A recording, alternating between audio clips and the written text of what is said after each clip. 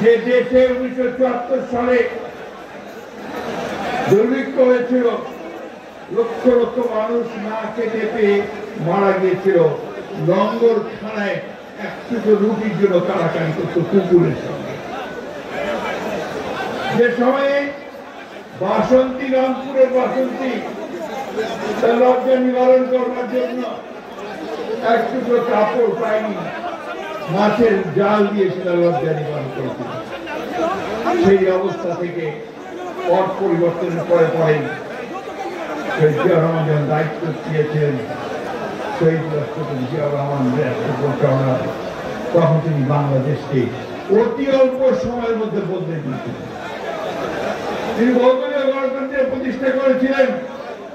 আজকে যে গণতন্ত্রের কথা আমরা বলছি, অনেকে বলছে সেই গণতন্ত্রকে একদলীয় শাসন ব্যবস্থা থেকে, বাকশাল থেকে বহুদলীয় গণতন্ত্র নিয়ে এসেছিলেন শহীদ প্রেসিডেন্ট জিয়া রহমান। নির্বাচন দিয়েছিলেন, জনগণের ভোটের মধ্য দিয়ে জনগণের পার্লামেন্ট প্রতিষ্ঠা করেছিলেন। তিনি সেদিন এই মিডিয়া অর্থাৎ গণমাধ্যম তাদের স্বাধীনতা নিশ্চিত করেছিলেন। তার আগে শেখ মুজিবুর রহমান সমস্ত পত্রিকা বন্ধ করে দিয়েছিলেন, মাত্র 4টি পত্রিকা চালু রেখেছেন। এই কথাগুলো বলা দরকার, আপনাদের জানা দরকার। বিশেষ করে তরুণদেরকে বলছি, এই স্বাধীনতা পাওয়ার পরে তিনি বাংলাদেশে 19 দফা কর্মসূচি দিয়েছিলেন। যিনি 19 দফা কর্মসূচির মধ্যে দিয়ে বাংলাদেশকে অর্থনৈতিক দিক দিয়ে সামনে এগিয়ে যাওয়ার স্বপ্ন দিয়েছিলেন। তার সময়ে কৃষিতে তিনি বিপ্লব নিয়ে এসেছিলেন। খাল কাটা কর্মসূচি, উচ্চ ফলনশীল বীজ এবং কৃষকদের মাঝে মাইলের পর মাইল হেঁটে গ্রাম থেকে গ্রামান্তরে, গঞ্জে খামারে গিয়ে কৃষকদের উদ্বুদ্ধ করেছিলেন আরো বেশি করে ফসল ফলানোর জন্য। যার পরে কি হয়েছিল, 1976 সালেই বাংলাদেশ খাদ্যের স্বয়ং সম্পূর্ণ হয়েছিল। বাংলাদেশ বিশ্বের দরবারে মাথা উঁচু করে দাঁড়াতে শুরু করেছিল। যে বাংলাদেশকে মার্কিন পররাষ্ট্রমন্ত্রী হেনরি কিসিঞ্জার বলেছিলেন শেখ মুজিবের আমলে, যে বাংলাদেশ একটা তলাবিহীন জুড়ে বটমলেস বাস্কেট, যা দাও তাই করে যায়। সেই বাংলাদেশকে তিনি একটি সম্ভাবনার একটা রাষ্ট্রে পরিণত করেছিলেন। এবং তখন তার এই কাজ দেখে বিশ্বের যে সমস্ত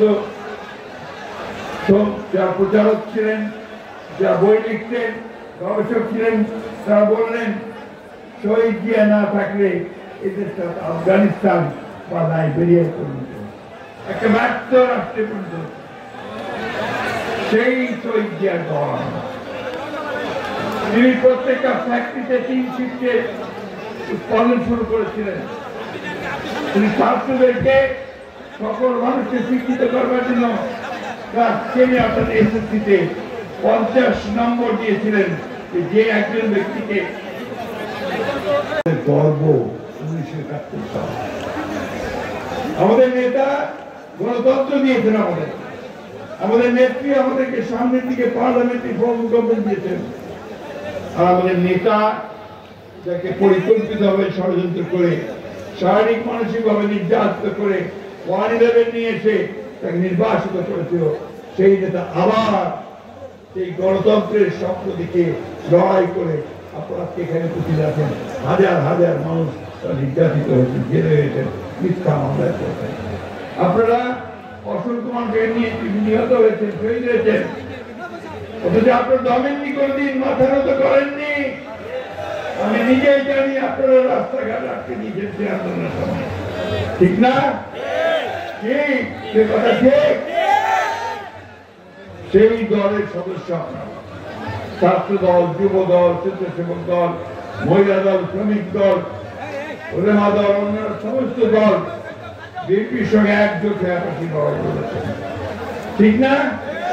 আপনারা সেই দলের গর্বিত সদস্য, তাই না? আপনাদের কোনো ভয় পাওয়া আছে?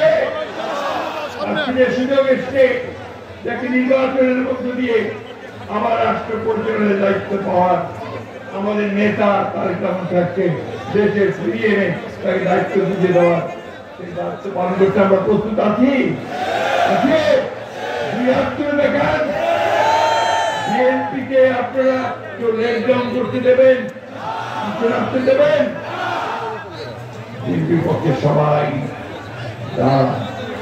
আর এই যে কথাবার্তা বলে, অনেকেই বলে, ব্যক্তি বলে, রাজনৈতিক দলগুলো বলে, যাদের কালকে জন্ম হয়েছে তারাও বলে, যারা 1971 সালে ভিন্ন জায়গায় ছিল, ভিন্ন অবস্থান ছিল, তারাও বলে। তাদের জানা উচিত বিএনপি হচ্ছে সেই দল, যেই দল হচ্ছে ফিনিক্স পাখির মতো বহুবার চেষ্টা করা হয়েছে বিএনপিকে ধ্বংস করবার, বিএনপিকে ভেঙে ফেলবার, কিন্তু বিএনপিকে কেউ ভাঙতে পারেনি। পেরেছে? যারা অত্যাচার করেছে, নির্যাতন করেছে, খুন করেছে, হত্যা করেছে, কোন নেতা, কোন নেত্রী, কোন নেত্রী? আমাদের প্রতিষ্ঠাতা বাংলাদেশের স্বাধীনতা ঘোষক কে?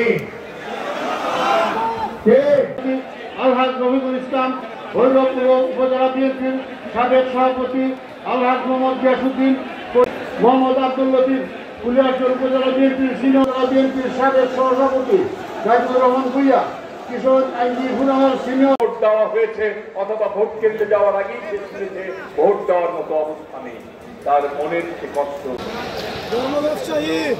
71 সালে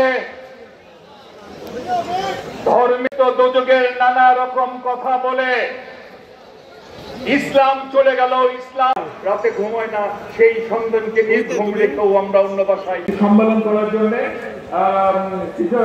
কিশোরগঞ্জ জেলা বিএনপি এবং যখন দেশে আসবে, যাবেন না সবাই?